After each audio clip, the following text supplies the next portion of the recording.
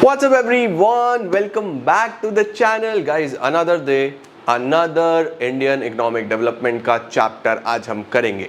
This is going to be our chapter number 4 that is human capital formation. ये भी हम one shot cover करेंगे और इसको भी करेंगे समाप्त. इस वीक में मैं आपको दो चैप्टर्स और कराऊंगा जो कि होंगे अगले वाले दो. रूरल डेवलपमेंट करेंगे या फिर व्हाटएवर कोई भी दो चैप्टर मैं आपको और कराऊंगा इसी वीक के अंदर. तो आपका इंडियन इको बस नेक्स्ट वीक में समाप्त हो जाएगा. फिर बचा हुआ मैक्रो का पोर्शन, अकाउंट्स का पोर्शन साथ साथ चल ही रहा है और चीज़ें ऐसे ही बस समाप्ति की और हैं. तो चलिए जल्दी से कॉपी पेन ले आओ, जो भी बुक यूज़ करते हो ले आओ. ह्यूमन कैपिटल फॉर्मेशन को भी समाप्त करते हैं. Let's begin.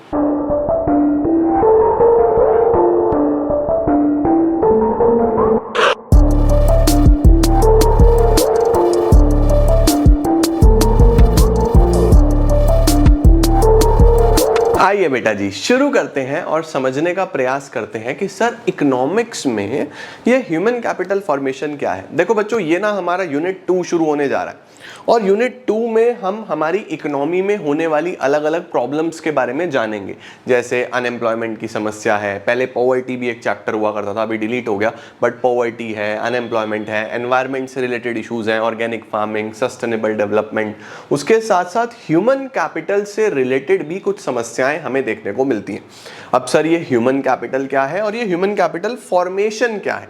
तो देखो बच्चों, हम लोग पढ़ने जा रहे हैं ह्यूमन कैपिटल फॉर्मेशन, बट समझने से पहले हमें समझना पड़ेगा ये ह्यूमन कैपिटल क्या है.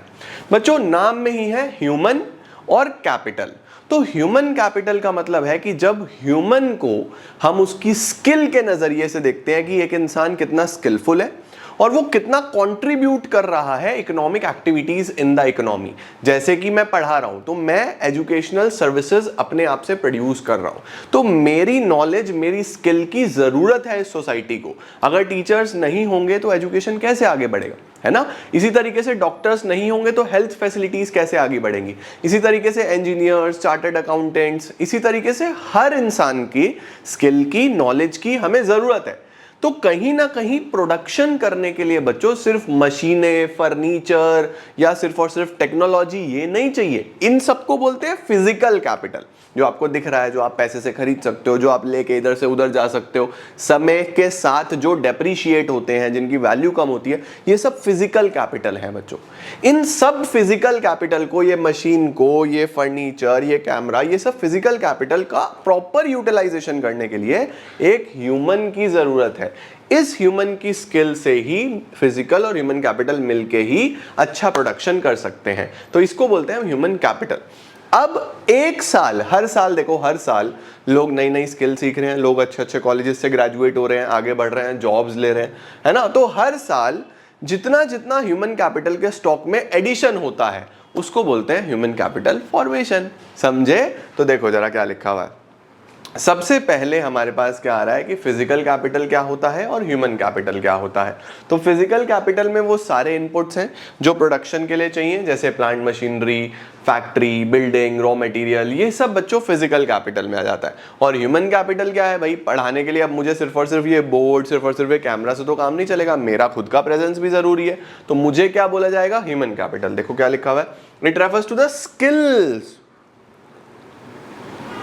which a person acquires through educate होके, ट्रेनिंग लेके, एक्सपीरियंस लेके. तो जैसे जैसे समय के साथ आप पढ़ते जा रहे हो, आप स्किल्स सीख रहे हो, आप ट्रेनिंग ले रहे हो, तो आप बेटर होते जा रहे हो ना. तो यही चीज इसमें लिखी है बच्चों, which a person acquires through education, through training, through experience, adding to his or her production process.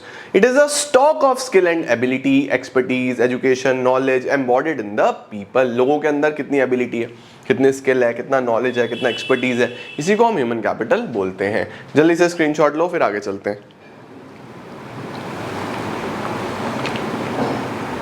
अब देखो लिखा हुआ है कि ह्यूमन कैपिटल दोनों तरीके के फायदे एंजॉय करता है, एक अपने लिए भी और एक सोसाइटी के लिए भी. अगर एक पढ़ा लिखा इंसान होगा, अब देखो सिर्फ एजुकेशन की बात नहीं है बच्चों, हेल्थ भी इंपॉर्टेंट है. तो ह्यूमन कैपिटल के लिए a healthy mind as well as a healthy body दोनों चाहिए. सिर्फ हेल्दी माइंड होगा और इंसान बीमार है, कैसे काम चलेगा? फिजिकली भी अच्छा चाहिए, मेंटली भी अच्छा चाहिए. तो अगर एक इंसान हेल्दी है, एक इंसान एजुकेटेड है तो उसको खुद के लिए तो बेनिफिट है ही है, उसके साथ वो सोसाइटी को भी बहुत बेनिफिट देगा बच्चों। तो देखो क्या लिखा हुआ है, human capital benefits not only the owner but also society in general. ठीक है सर, आगे देखो क्या लिखा हुआ है, educated person can effectively take part in democratic process and contribute to the socio economic progress of a nation. वो हर तरीके से कंट्रीब्यूट करता है इकोनॉमी का socio economic development. Socio economy मतलब सोशल वेज में भी और इकोनॉमिक वेज में भी, सामाजिक तौर पे भी स्टैंडर्ड ऑफ लिविंग अच्छा होगा हमारे देश का, और इकोनॉमिक वे में भी ज्यादा पैसा कमाएगा एक पढ़ा लिखा इंसान। सीधी सीधी सी बात है ना बच्चों, इसका भी स्क्रीनशॉट ले लो। इसके बाद क्या आता है, एक डिफरेंस दिया हुआ है फिजिकल कैपिटल और ह्यूमन कैपिटल में। ऑल्दो मैंने आपको सारा पढ़ा दिया लेकिन फिर भी एक बार देख लो क्या दिया हुआ है। देखो सबसे पहले तो टेंजिबिलिटी। टेंजिबिलिटी का मतलब कि आप किसको देख सकते हो। तो भैया मशीन वगैरह आपको पड़ी पड़ी सामने दिख जाएंगी, मशीन है, फर्नीचर है, रॉ मटेरियल है, सब आपको सामने सामने दिखेगा तो टेंजिबल है। लेकिन एक इंसान आपके सामने आके खड़ा हो जाए बिल्कुल चुप रहे तो आपको कैसे पता लगेगा कि कितना स्किलफुल है, कितना एजुकेटेड है, वो आप उसको उसके काम से देख सकते हो आप। तो किसी भी इंसान के अंदर कितनी स्किल है वो ऐसे नहीं दिखती, राइट। तो देखो लिखा हुआ है physical capital is tangible and can be easily sold.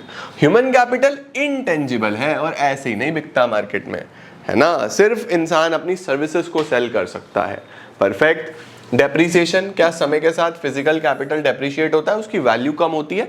आप कोई गाड़ी लेके आओ, बाइक लेके आओ, कोई कैमरा यूज कर रहा हूं मैं, ये बोर्ड चेक कर रहा हूं, यूज कर रहा हूं, समय के साथ इन सब की वैल्यू कम हो रही है, इसको डेप्रिसिएशन बोलते हैं। तो क्या सर ह्यूमन कैपिटल की वैल्यू डेप्रिशिएट होती है? The answer is yes, it depreciates with the continuous use, passage of time and obsolescence. Use का मतलब इस्तेमाल से, पैसेज ऑफ टाइम का मतलब जैसे जैसे समय बीतता है चीजें पुरानी होती जाती हैं, एंड ऑब्सोलेसेंस का मतलब होता है नई टेक्नोलॉजी आ जाना। तो आप कोई भी फोन नया ले आओ, थोड़े टाइम बाद 5-6 महीने बाद फिर कोई नई टेक्नोलॉजी आ जाएगी, आपका फोन फिर पुराना हो जाएगा। कोई भी गाड़ी ले आओ, कोई भी व्हीकल ले आओ, सबके साथ ऐसा ही है, राइट। तो समय के साथ फिजिकल कैपिटल डेप्रिशिएट होता है। क्या सर ह्यूमन कैपिटल भी डेप्रिशिएट होता है? बिल्कुल होता है बच्चों। आज अगर मैं अपनी हेल्थ पे, अपनी एजुकेशन पे खर्चा नहीं करूंगा, मैं खुद को अवेयर नहीं रखूंगा, मैं एनवायरनमेंट के हिसाब से नई नई चीजें नहीं सीखूंगा, तो मेरी भी तो नॉलेज आउटडेटेड हो जाएगी ना, मैं भी पुराना हो जाऊंगा। तो ह्यूमन भी आउटडेटेड होता है, वो भी डेप्रिशिएट होता है। लेकिन अगर वो अपनी हेल्थ पे काम करे, अच्छी एक्सरसाइज करे, अच्छी डाइट ले, अच्छा फूड खाए, साथ साथ अच्छा एजुकेशन पे काम करे, रीडिंग करता रहे, पढ़ाई करता रहे, न्यूज़पेपर, मैगजीन्स, अलग अलग तरीके की किताबें, खुद को अप टू डेट रखे विद द लेटेस्ट ट्रेंड्स, तो उसका डेप्रिसिएशन थोड़ा सा कम होगा, ठीक है। तो although depreciation occurs with ageing, age के साथ डेप्रिसिएशन होता है, लेकिन उसको हम कम कर सकते हैं by making continuous investment in education and health. तीसरा है बच्चों मोबिलिटी, यानी कि मूवमेंट, ठीक है। अब मोबिलिटी ऑफ मूवमेंट में हम लोग क्या बोलते हैं कि सामान ज्यादा इधर से उधर जाता है या लोग ज्यादा इधर से उधर जाते हैं। तो देखो सामानों का एक्सपोर्ट इंपोर्ट ज्यादा होता है, कोई गुड्स हैं, सर्विसेज हैं, उसको आप इजीली एक्सपोर्ट इंपोर्ट कर सकते हो, तो वो मोबाइल है नेचर में। तो although physical capital is completely mobile, आप आसानी से एक जगह से दूसरी जगह ले जा सकते हो, बस कुछ ट्रेड बैरियर्स होते हैं, इंपोर्ट एक्सपोर्ट पे कुछ बैरियर्स होते हैं, जिस वजह से कई बार आपको टैक्सेस और वो सब पे करके ले जाना पड़ता है। But its mobility is restricted due to trade barrier। और human capital comparatively less mobile है। लेस मोबाइल का मतलब इंसान थोड़ा सा मूव करते हुए रेजिस्ट करता है, अपने एरिया में रहना पसंद करता है, अपने सिटी में, अपने कंट्री में रहना पसंद करता है। बहुत ज्यादा मूवमेंट इंसान में देखने को नहीं मिलता। Human capital is less mobile between countries as compare to physical capital, as movement is restricted by nationality and culture. Nationality से, कल्चर से वो बंधा रहता है, ठीक है बच्चों। नेक्स्ट है सेपरेबिलिटी फ्रॉम ऑनर्स। क्या ह्यूमन कैपिटल को आप उसके ऑनर से सेपरेट कर सकते हो? जैसे मेरा ये कैमरा है, मेरा कोई फ्रेंड बोले कि यार 2 दिन के लिए कैमरा दे दो प्लीज, मैं कहा ले जा यार, कोई बात नहीं, सैटरडे संडे है, ले जा, तो सेपरेट हो गया। लेकिन आप मुझे बोलने लगे, कोई बच्चा मुझे बोलो अरे सर मेरा पेपर है, अपना दिमाग देना, 2 दिन बाद वापस कर दूंगा। मैंने कहा ओ भैया क्या कर रहे हो, दिमाग कहाँ से दूं भाई, नहीं सेपरेट करा जा सकता। तो human capital can not be separated from the owners, physical capital can be separate from its owners। nature of the process, nature of the process का क्या मतलब होता है कि भैया फिजिकल कैपिटल जो है वो कैसा प्रोसेस है, या फिजिकल कैपिटल कैसे डेवलप होगा। तो देखो लिखा हुआ है physical capital is the outcome, result. Outcome का मतलब रिजल्ट। अगर आपके पास कोई फिजिकल कैपिटल है, मेरे पास ये बोर्ड है, मेरे पास ये कैमरा है, मेरे पास फर्नीचर है, मेरे पास मेरा व्हीकल है, ये कैसे आया? With the decision of the owner. मैंने डिसीजन लिया, मुझे लगा कि अच्छा है तो मैंने ले लिया, and is mainly an economic and technical process. लेकिन ह्यूमन कैपिटल कैसे आएगा? ह्यूमन कैपिटल बच्चों ऐसे नहीं कि डिसाइड करा और आ गया, ऐसे नहीं कि मैंने ऐसे चुटकी बजाई और मैं पढ़ा लिखा हो गया, नहीं, समय लगेगा, एफर्ट लगाना पड़ेगा। Formation of human capital is partly a social process, समाज से सीखते हैं, and partly a conscious decision of the possessor of the human capital. उसके बाद फॉर्मेशन, फिजिकल कैपिटल आप कैसे ला सकते हो, इंपोर्ट कर सकते हो, परचेज कर सकते हो, बाय कर सकते हो। ह्यूमन कैपिटल जो है बच्चों आपको खुद से ही डेवलप करना पड़ेगा।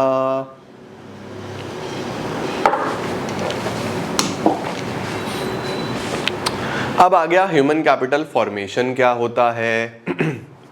ह्यूमन कैपिटल फॉर्मेशन का मतलब होता है बच्चों कितने engineers, doctors, chartered accountants, lawyers, skilled लोग, कितने लोग बेसिकली हर साल एक कंट्री के स्टॉक में ऐड हो रहे हैं, उसको ह्यूमन कैपिटल फॉर्मेशन बोलेंगे। It refers to the process of addition made to the stock of skilled and capable people in the country over a period of time. ठीक है, कि जैसे एग्जाम्पल में लिखा हुआ है, देखो बिगिनिंग ऑफ द ईयर में ह्यूमन कैपिटल हमारे पास 30 लाख स्किल्ड वर्कर्स का था, कि 30 लाख लोग स्किल्ड थे, 30 लाख पीपल वर स्किल्ड, और साल के एंड तक हो गए 34 लाख। साल के एंड तक कितने हो गए? 34। तो कितना एडिशन हुआ स्टॉक में? 4 लाख लोग और हो गए जो स्किल्ड हैं, जो एडुकेटेड हैं, जो कुछ ना कुछ नई चीज सीख के आए हैं। तो 4 लाख का हो गया बच्चों ह्यूमन कैपिटल फॉर्मेशन। ठीक है, परफेक्ट है जी, परफेक्ट। अब ये चीज ध्यान रखना, ह्यूमन कैपिटल एक स्टॉक कॉन्सेप्ट है, जबकि ह्यूमन कैपिटल फॉर्मेशन एक फ्लो कॉन्सेप्ट है। स्टॉक का क्या मतलब होता है बच्चों? जो एक पॉइंट ऑफ टाइम पे गिना जाता है, मेरे पास कितनी स्किल है, कितनी नॉलेज है आज, वो आज देखी जाएगी। जबकि फॉर्मेशन कितना हुआ? फॉर्मेशन में समय लगता है, वो पूरे समय, 1 साल का समय लगता है। तो human capital is a stock concept, human capital formation is a flow concept. लो जल्दी से इसका स्क्रीनशॉट, फिर आगे चलते हैं।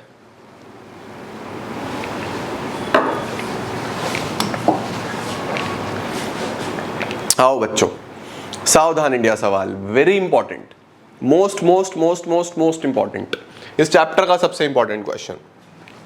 Sources of human capital formation. Human capital formation कैसे डेवलप किया जा सकता है? एक इंसान में स्किल, नॉलेज, एक्सपर्टीज, एक्सपीरियंस, ज्ञान कैसे बढ़ाया जा सकता है एक इंसान में, या एक देश में ह्यूमन कैपिटल फॉर्मेशन बढ़ाने के लिए, ह्यूमन कैपिटल फॉर्मेशन करने के लिए क्या करना पड़ेगा बच्चों? तो देखो क्या क्या दिया हुआ है ह्यूमन कैपिटल फॉर्मेशन के लिए। सबसे पहले हमें करना पड़ेगा खर्चा। सर कहां कहां खर्चा करना पड़ेगा? सबसे पहला खर्चा बच्चों एजुकेशन पे। आपको इन्वेस्ट करना पड़ेगा बच्चों की एजुकेशन पे, लोगों को एजुकेट करना है, लोगों को primary education, secondary education, senior secondary education, higher education, आपको एजुकेशन पे इन्वेस्ट करना पड़ेगा, तभी तो एक इंसान अच्छे से कंट्रीब्यूट कर पाएगा, अच्छे से डेवलप कर पाएगा खुद को। क्योंकि देखो आज वो समय नहीं रहा जब आपने सिर्फ डिग्री ले ली और काम हो गया।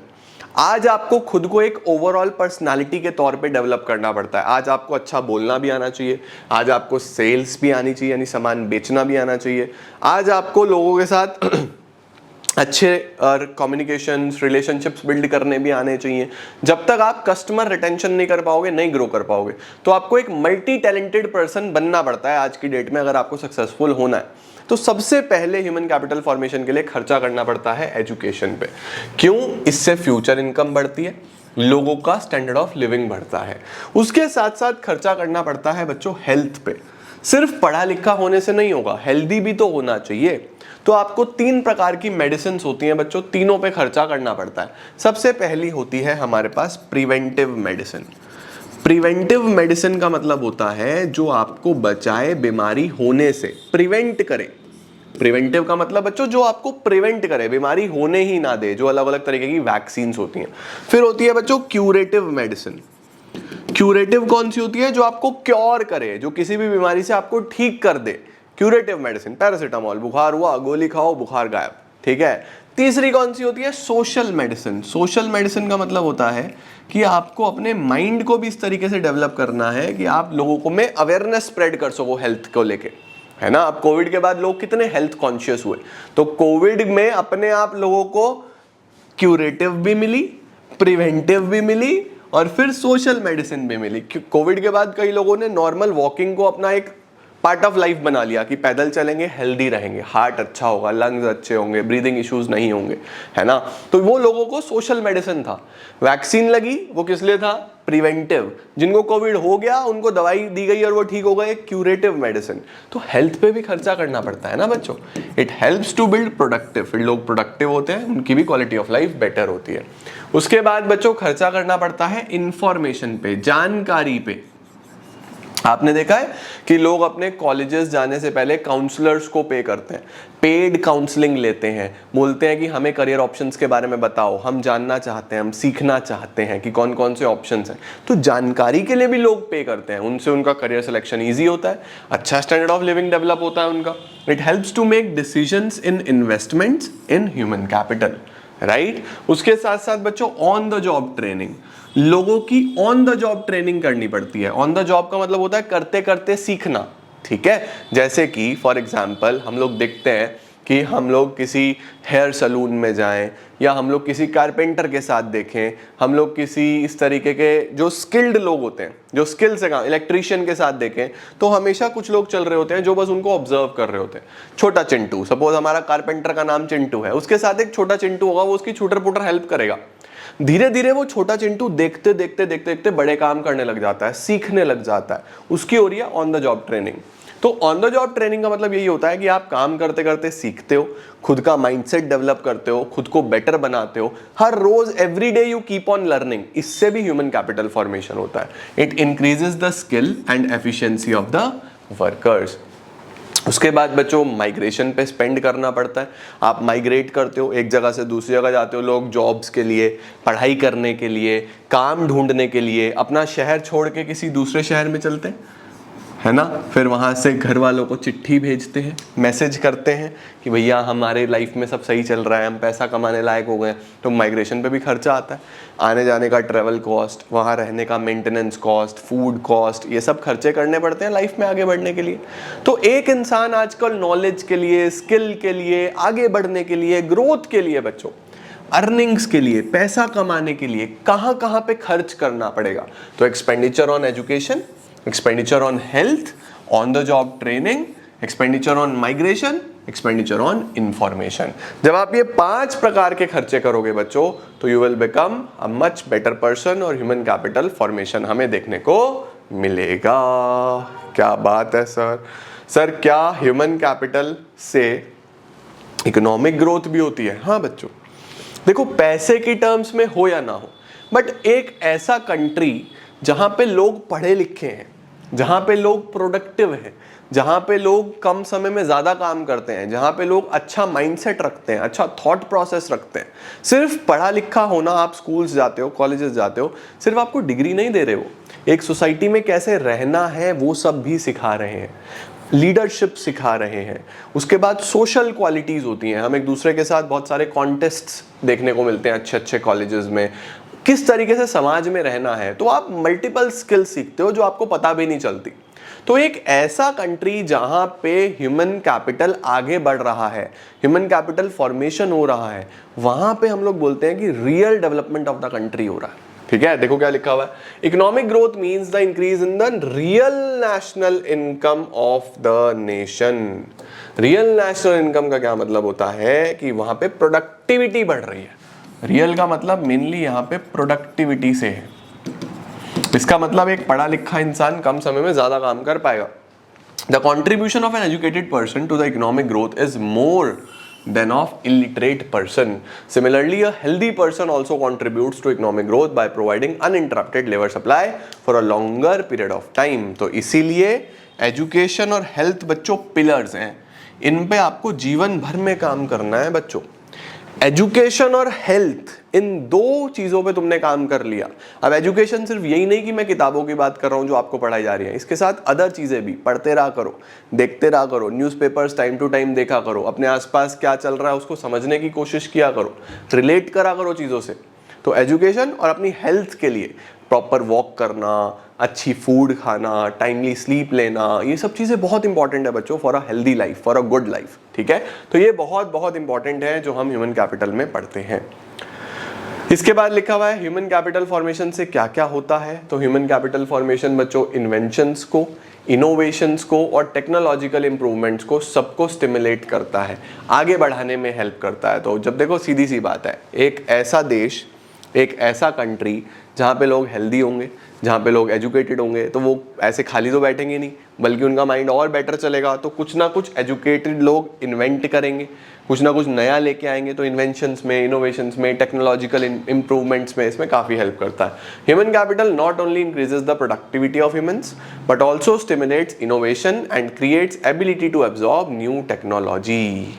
ठीक हो गया, perfect, done sir. Education provides knowledge, आपको नॉलेज मिलती है, आप ताकि समाज में क्या क्या बदलाव ला सकते हो, क्या क्या साइंटिफिक एडवांसमेंट्स कर सकते हो, तो आप कुछ ना कुछ नया लेके आते हो। ठीक है, परफेक्ट।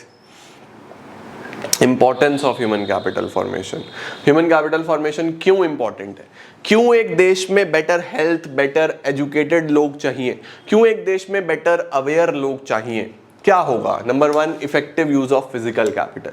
अब अगर मैं पढ़ा लिखा हूं तो ही मैं इस कैमरे का, इस बोर्ड का, इस सारे स्टूडियो का प्रॉपरली यूज कर पा रहा हूं। अगर मेरे पास एजुकेशन नहीं होता, नो हाउ नहीं होता, नॉलेज नहीं होता, तो शायद ये रिसोर्सेज सब वेस्ट हो जाते, है ना। तो वही वाली बात है भैया कि विराट कोहली है, विराट कोहली के बैट से अगर कोई और खिलाड़ी खेलेगा तो वो भी विराट की तरह रन नहीं बना पाएगा। तो उस बैट को यूज कैसे करना है, वो कला है विराट के पास। समझ रहे हो? माही के पास वो कला है कि कैसे उस पर्टिकुलर बैट से रन बनाने हैं, राइट। तो कलाकारी इंसान में होती है। हमें ऐसा लगता है कलाकारी सामान में, नहीं, कलाकारी तो इंसान में है भाई। तो एक अच्छा एजुकेटेड, एक हेल्दी इंसान बेटर यूटिलाइज करता है फिजिकल कैपिटल को। नंबर 2, एक एजुकेटेड, एक हेल्दी इंसान की प्रोडक्टिविटी ज़्यादा होती है, कम समय में ज़्यादा काम करता है और प्रोडक्शन भी ज़्यादा होता है, क्वांटिटी प्रोड्यूस ज़्यादा करता है वो। ठीक है, उसके बाद नए नए इनोवेशन, नए नए इन्वेंशंस, टेक्नोलॉजिकल इंप्रूवमेंट, ये तो सेम यही वाला पॉइंट है, यही हम यहाँ पे भी लिख देंगे। ठीक है, उसके बाद modernisation of attitude. Human capital formation से बच्चों लोगों का एटीट्यूड मॉडर्नाइजेशन हो जाता है। मॉडर्नाइजेशन का मतलब उनका सोच, नज़रिया चेंज हो जाता है, वो ज़्यादा प्रोडक्टिव सोचते हैं, वो ज़्यादा अच्छी बातें करते हैं, उनके डिस्कशंस चेंज हो जाते हैं। आप कभी भी देखना बच्चों, आप अगर लीडर्स के बीच में बैठोगे, आप एंटरप्रेन्योर्स के बीच में बैठोगे, आप ऐसे लोगों के बीच में बैठोगे जिनका माइंड सिर्फ और सिर्फ डेवलपमेंट पे काम करता है, प्रोडक्टिविटी पे काम करता है, तो आप हमेशा अच्छा फील करोगे, उनसे वही कुछ सीखोगे। आप देखोगे ये लोग तो पूरे दिन यही डिस्कस करते हैं। तो ह्यूमन कैपिटल फॉर्मेशन से बच्चों आपका माइंडसेट डेवलप होता है, आपका थॉट प्रोसेस डेवलप होता है। देखो क्या लिखा है, the knowledgeable, skilled and physically fit people are powerful instruments. Economic development depends on mind of the people and their changing attitudes towards creating a will for development. ठीक है, तो जब आप इन्वेस्ट करते हो ह्यूमन कैपिटल में तो आपका मेंटल आउटलुक चेंज होता है और डेवलपमेंट होता है देश का। नेक्स्ट क्या है बच्चों, increases life expectancy. Life expectancy का मतलब एवरेज एज, वो बेटर हो जाती है। देखो एक हेल्दी इंसान ऑफ कोर्स अनहेल्दी से ज़्यादा जिएगा। जो इंसान फिट है, जो इंसान अच्छा खाना खाता है, अच्छा वर्कआउट करता है, फिजिकल एक्टिविटी, स्पोर्ट्स खेलता है, सीधी सी बात है, कॉमन सी बात है कि वो ज़्यादा अच्छे से अपनी लाइफ जिएगा, तो लाइफ एक्सपेक्टेंसी बेटर होगी यार। एक इंसान जो एडुकेटेड है, ज़्यादा पैसा कमाएगा, उसका स्टैंडर्ड ऑफ लिविंग अच्छा होगा, ऑफ कोर्स अच्छी लाइफ एक्सपेक्टेंसी होगी। तो लाइफ एक्सपेक्टेंसी का मतलब एवरेज कितने साल जी रहा है, तो एक नॉर्मल इंसान से बेहतर ही जिएगा। ये 5th पॉइंट में लिखा है। 6 में लिखा है क्वालिटी ऑफ लाइफ बेटर होती है। एक एजुकेटेड, एक हेल्दी इंसान की क्वालिटी ऑफ लाइफ हमेशा बेटर होगी। 7th लिखा हुआ है पॉपुलेशन ग्रोथ कंट्रोल होगा। हमें सीधी सी बात है कि जब इंसान एजुकेटेड हो जाता है, जब इंसान हेल्दी होता है, तो उसको समझ में आता है कि उसको फैमिली प्लानिंग कितना इंपॉर्टेंट है। तो एजुकेशन के साथ साथ माइंडसेट डेवलप होता है, माइंडसेट के साथ साथ लोग समझते हैं कि कहीं ना कहीं मेरी फैमिली अगर बहुत बड़ी होगी तो वो मेरे लिए ही कहीं ना कहीं घूम के बर्डन ना बन जाए।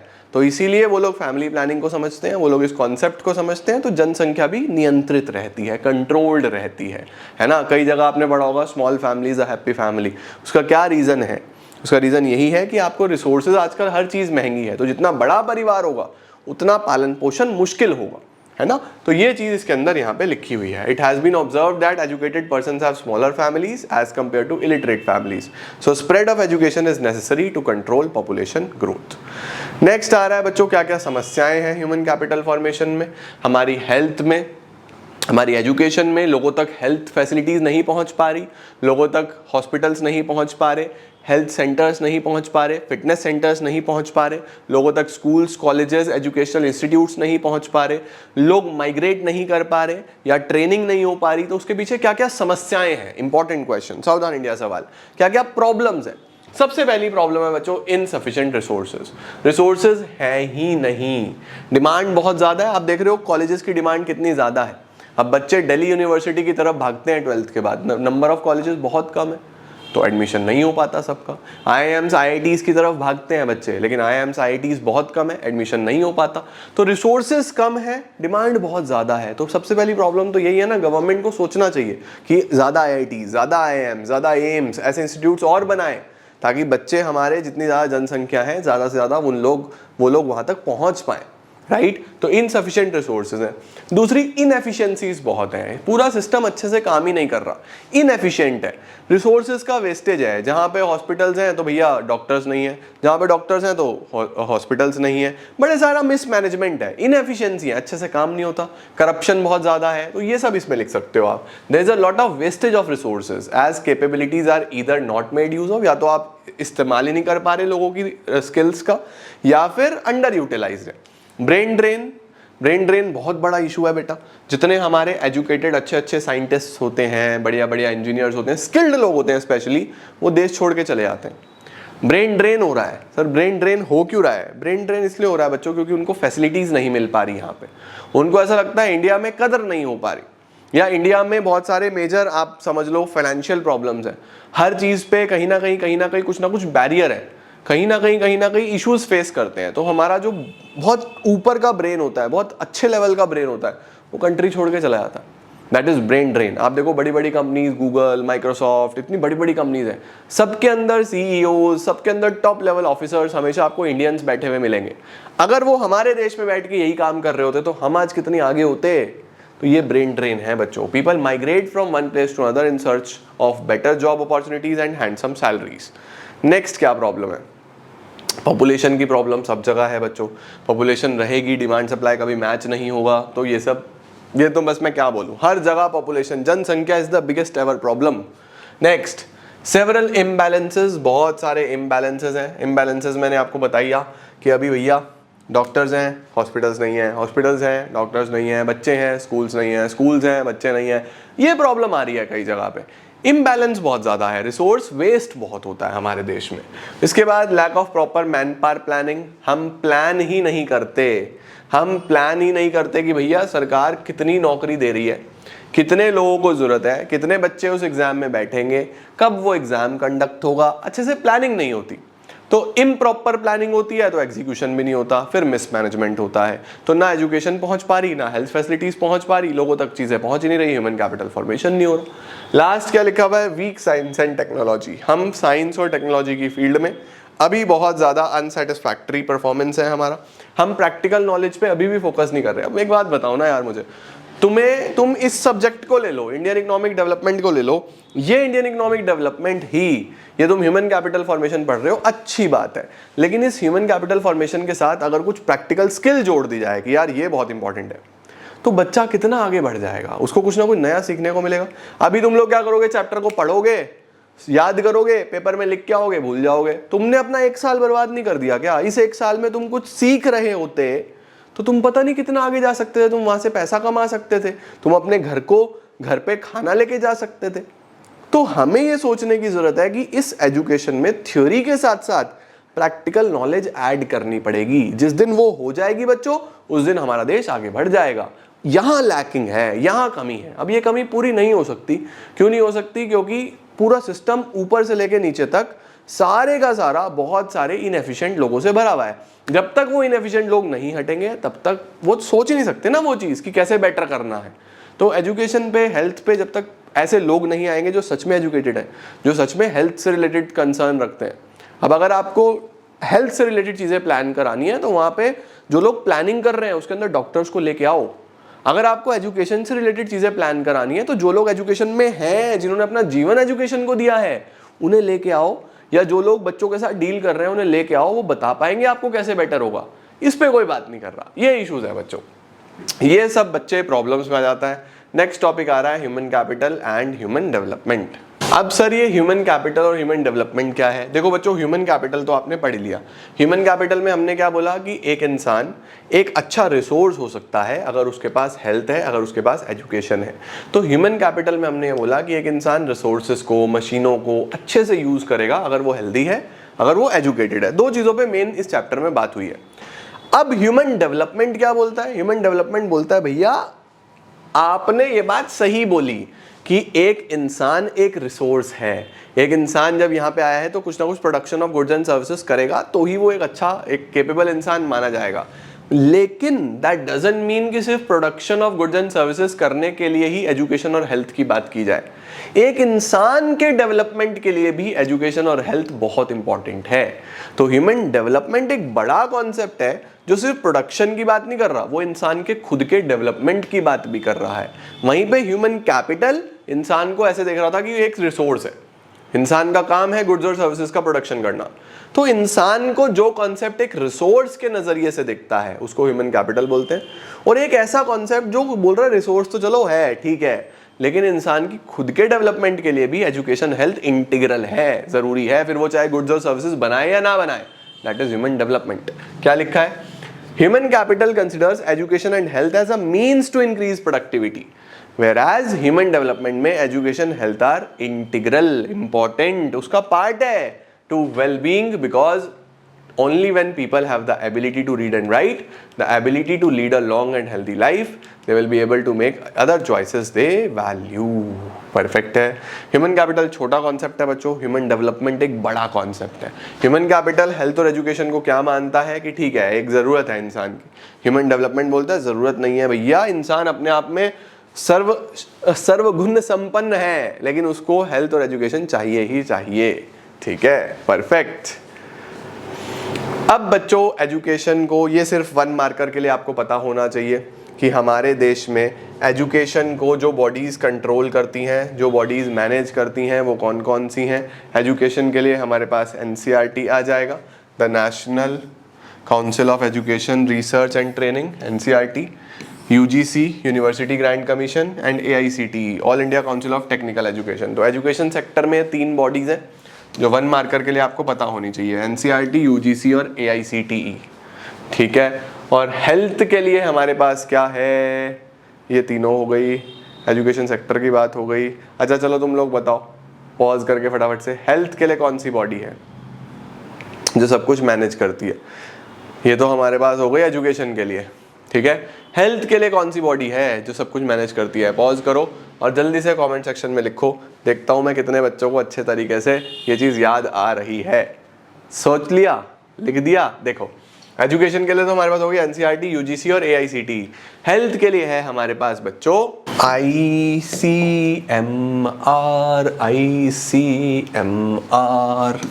Indian council of medical research. ये बच्चों हेल्थ के लिए बॉडी है, आपको दिमाग में रखना है। तो एजुकेशन के लिए NCERT, उसके साथ साथ आपका UGC, उसके साथ साथ AICTE, उसके साथ साथ हेल्थ का ICMR, Indian council of medical research. चलो भाई, ये तीनों सिर्फ रीडिंग के लिए है, स्क्रीनशॉट ले लो, just for reading purposes, read करके छोड़ देना। ठीक है, परफेक्ट। चलो सर, अब आ रहा है बच्चों एजुकेशन सेक्टर इन इंडिया। अगर हम एजुकेशन सेक्टर की बात करें तो मैं आपको क्रक्स बता देता हूं। एजुकेशन सेक्टर पे सरकार बोलता है बच्चों की हर साल हम लोग 6% ऑफ द GDP स्पेंड करेंगे, बट स्पेंड होता है पेपर्स पे 4% ऑफ द GDP। वो भी ऑन पेपर है, पता नहीं हो रहा है या नहीं हो रहा है, कोई बहुत क्लैरिटी एजुकेशन सेक्टर पे नहीं मिलती। तो एक देश की तरक्की के लिए सबसे इंपॉर्टेंट सेक्टर्स हैं बच्चों हेल्थ और एजुकेशन, लेकिन हमारे देश में एजुकेशन पे होने वाला खर्चा अनसेटिस्फैक्ट्री है। तो गवर्नमेंट की परफॉर्मेंस एजुकेशन की फील्ड में तो कहीं ना कहीं अनसेटिस्फैक्ट्री रही है। तो देखो क्या दिया है, as a percentage of total government expenditure, it indicates the importance of education sector in the scheme of things. Before the government during 1952 से 2014 it increased from 7.92 से 15.7%। इसका मतलब है सरकार अपने टोटल एक्सपेंडिचर का, जो सरकार टोटल स्पेंड करता था बच्चों पहले सरकार अपने एक्सपेंडिचर का लगभग 8% 7.92% स्पेंड करता था एजुकेशन पे, लेकिन 2014 तक आते आते 15.7%। तो चलो सरकार को इतना तो हुआ कि ठीक है एजुकेशन पे खर्च करना ज़रूरी है, एजुकेशन को बढ़ाना ज़रूरी है। उसके साथ साथ अगर हम परसेंटेज ऑफ जीडीपी की बात करें तो ये 0.64 से बढ़ के 4.13 आ गया है। सरकार बोलती है हम जीडीपी का 6% खर्च करेंगे, लेकिन अभी लगभग 4% ही हो रहा है। ठीक है, तो as a percentage of total expenditure, as a percentage of GDP आपको पता होना चाहिए। इसके बाद बच्चों गवर्नमेंट एक्सपेंडिचर की अगर हम बात करें तो सरकार ज़्यादा खर्चा एलिमेंट्री एजुकेशन पे करता है, एलिमेंट्री का मतलब बेसिक एजुकेशन पे करता है। उसके बाद टर्शरी एजुकेशन पे भी सरकार कोशिश कर रही है, समझ में आ रहा है कि भैया हाँ टर्शरी एजुकेशन भी ज़रूरी है, आगे फर्दर एजुकेशन भी बच्चों की ज़रूरी है। और एजुकेशनल अपॉर्चुनिटीज़ है ना जो अलग अलग स्टेट्स में, वहाँ थोड़ा सा लैकिंग है, वहाँ थोड़ी सी प्रॉब्लम है। कुछ स्टेट्स में एजुकेशन पे खर्चा ज़्यादा हो रहा है, कुछ स्टेट्स में एजुकेशन पे खर्चा कम हो रहा है, कुछ स्टेट्स में एजुकेशन के डेवलपमेंट की ज़्यादा बात हो रही है, कुछ स्टेट्स में एजुकेशन डेवलपमेंट की बात कम हो रही है। तो जब मैं एजुकेशन की बात करता हूँ बच्चों, तो गवर्नमेंट ज़्यादा स्पेंड कर रही है ऑन एलिमेंट्री एजुकेशन, यानी बेसिक एजुकेशन पे ज़्यादा स्पेंड हो रहा है। तो ये तो बच्चों बिल्कुल basic first stage of education हो गया। और हम टर्शरी की बात करते हैं तो टर्शरी का मतलब होता है हमारे पास पोस्ट 12th हो गया आपका ये, या हायर एजुकेशन ले लो। तो ये समझना पड़ेगा कि दो जगह, एक तो रूट्स पे स्पेंड करो और हायर एजुकेशन पे स्पेंड करो, ये बहुत ज़रूरी है। ठीक है, लेकिन ये जो एक डिफरेंस है ना अक्रॉस स्टेट्स, ये इम्बैलेंस क्रिएट करता है कुछ। जब आप केरला का रेशो देख लो एजुकेशन का और आप बिहार का देख लो, यूपी का देख लो, फ़र्क पड़ता है ना। एक स्टेट में बहुत ज़्यादा एजुकेशन अवेयरनेस है, दूसरे में है ही नहीं। तो ये चीज़ें भी थोड़ा सा प्रॉब्लम है हमारे पास।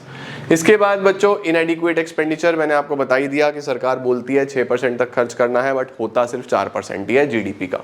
ठीक है, इसके बाद बेटा जी ये एक छोटी सी स्कीम है सरकार की, तपस मजमदार कमेटी।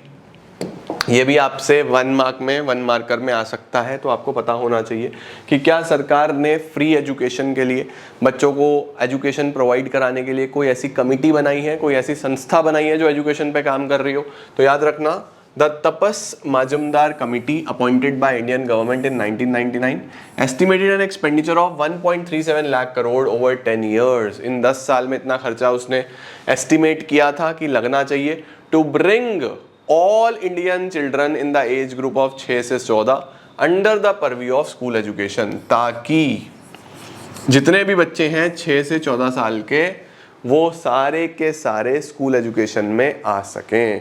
तो देखो तपस माजमदार कमेटी ने पूरा का पूरा एस्टिमेटेड एक्सपेंडिचर डेवलप कर दिया था कि भैया इतना खर्च होना चाहिए 10 सालों में, राइट। और सरकार ने एक 2009 में एक्ट भी चालू करा जिसका नाम रखा right to education.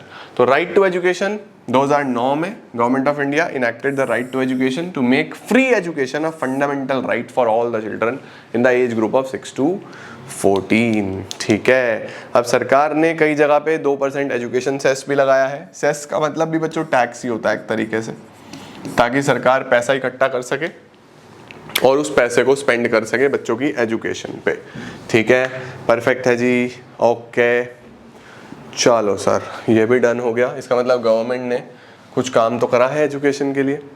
Then education achievements, ये कुछ अचीवमेंट्स है बच्चों कि आज़ादी से लेके आज तक कितना ज़्यादा हमारे पास एजुकेशन में काम हुआ है, कितना बेटर हुआ है। देखो सबसे पहले बच्चों लिटरेसी रेट 15 साल से ऊपर वाले बच्चों के लिए, 15 ईयर्स से ज़्यादा वाले, तो मेल का लिटरेसी रेट 1990 61%, अभी 68, फिर 79, 82, लेटेस्ट 82 हो गया।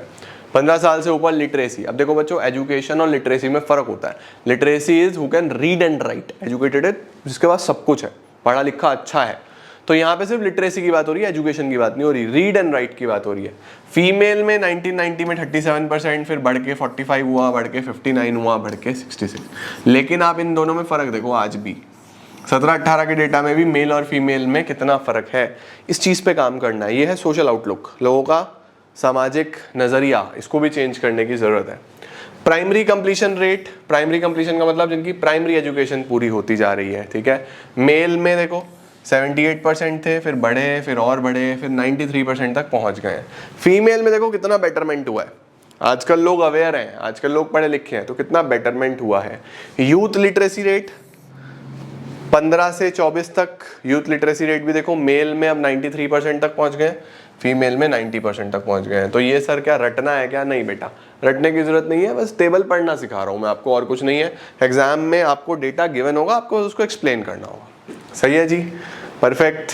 इसके बाद बच्चों यही सारी चीजों को डिफाइन करा है। Adult literacy rate refers to the ratio of literate adult population to the total population in the country. ये 37 से बढ़ के 66% तक चला गया है। प्राइमरी कंप्लीशन रेट, जो परसेंटेज ऑफ स्टूडेंट्स अपना last year of primary school पूरा कर लेते हैं, ये भी काफी अच्छा हो गया है। ठीक है। यूथ लिटरेसी रेट, कितना परसेंटेज ऑफ पीपल 15 से 24 वाले जो अंडरस्टैंड कर सकते हैं, रीड कर सकते हैं, राइट कर सकते हैं short simple statement on their own. Perfect, ये भी बेटर हुआ है। ये चीजें हो गई बच्चों। देन वी हैव एजुकेशन और हेल्थ का क्या फ्यूचर प्रोस्पेक्ट्स हैं, एजुकेशन में क्या क्या प्रोस्पेक्ट्स हैं। तो देखो लिखा हुआ है लिटरेसी रेट्स जो हैं वो काफ़ी बढ़ गए हैं। However absolute number of illiterate is still as much, बहुत ज़्यादा है। अभी भी इलिटरेसी है, अभी भी एक प्रॉब्लम है इलिटरेसी। लोग जितने एजुकेटेड, जितने लिटरेट हमें चाहिए उतने अभी भी नहीं हुए हैं। तो ये अपने आप में एक चैलेंज है। ठीक है। उसके बाद देखो क्या लिखा हुआ है। In 1950, it was noted in the directives of the Constitution that government should provide free and compulsory education up to the age of 14. 1950 में हमने ये चीज़ अपनी प्लानिंग में, अपने गोल्स में ये चीज़ डिसाइड करी थी कि सरकार को फ्री एजुकेशन देनी चाहिए। अगर दी होती तो आज 100% लोग लिटरेट होते, लेकिन ये अनफॉर्चुनेटली नहीं हो पाया। जेंडर इक्विटी की बात करें तो बेटर है, पहले से काफ़ी बेटर है। लोग मेल और फीमेल में थोड़ा सा अब कम डिस्क्रिमिनेशन करते हैं, बट करते हैं आज भी।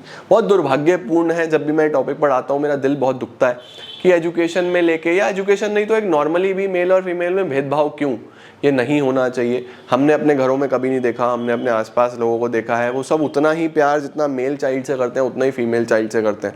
बट मैंने ऐसे भी लोग देखे हैं जब से मैं पढ़ा रहा हूँ पिछले 10-11 साल में, कि लोग डिस्क्रिमिनेट भी बहुत करते हैं। तो it is a request to everyone, ये डिस्क्रिमिनेशन एटलीस्ट आने वाली जनरेशन में नहीं होना चाहिए। आप सब अच्छे तरीके से इस चीज़ को समझें और अपने माइंड में इस चीज़ को अभी से ही डेवलप करें। राइट। तो ये जेंडर इक्विटी पहले से बेटर है, लेकिन अभी भी वुमेन एजुकेशन को हमें प्रमोट करना है। और इसको प्रमोट करने के लिए सरकार ने एक स्कीम बनाई जिसको बोला गया बेटी बचाओ बेटी पढ़ाओ। राइट। तो the campaign to save the girl child, educate the girl child was launched in 2015, ताकि अवेयरनेस हो सके और एफिशिएंसी बढ़ पाए। ये आ सकता है एग्जाम में, तो आपको पता होना चाहिए क्या क्या ऑब्जेक्टिव्स थे ताकि जेंडर बायसनेस ना हो, एंश्योर हो सर्वाइवल और protection of the girl child, और उसके साथ साथ एजुकेशन और पार्टिसिपेशन भी हो। अब ऐसी स्कीम्स होने के बावजूद भी जब हम इतने सारे रेप केसेस देखते हैं, इतने सारी चीज़ें देखते हैं अपने देश में, तो वो बहुत दुर्भाग्यपूर्ण है। But we as a society हमें एक साथ चलना है। हमें ये मेक श्योर करना है कि हमारे आसपास जितनी भी बेटियां हैं उनका ध्यान रखा जाए और उनको किसी भी तरीके की समस्या ना हो। तो ये चीज़ें हमारी भी रिस्पॉन्सिबिलिटी बनती है as a society, as an informed citizen, as a better person. इंसानियत के तौर पे हम सबको एक साथ मिलके आगे बढ़ना है बच्चों। ठीक है। चलो सर, लास्ट आ रहा है हायर एजुकेशन। हायर एजुकेशन की बात करें अगर हम, तो हमारे पास कुछ बेसिक चीज़ें हैं कि Indian education pyramid is steep, indicating lesser and lesser number of people reaching the higher level of education. इसका मतलब बहुत ज़्यादा हायर लेवल ऑफ एजुकेशन में लोग अभी नहीं जा पा रहे हैं। हमें उस पर काम करना है ताकि लोग और ज़्यादा ऊपर जा पाएँ।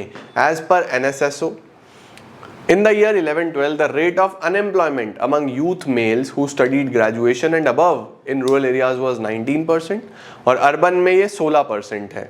ठीक है। तो अगर आप ध्यान से देखें तो इतना होने के बाद भी अनएम्प्लॉयमेंट है। राइट। तो इस अनएम्प्लॉयमेंट को हमें सुधारना है। उसके लिए हमें बहुत सारे एजुकेशन सिस्टम में हमारे बदलाव लाने पड़ेंगे, हमें चेंजेस लाने पड़ेंगे, हमें वोकेशनलाइजेशन लाना पड़ेगा, यानी स्किल बेस्ड लर्निंग लानी पड़ेगी।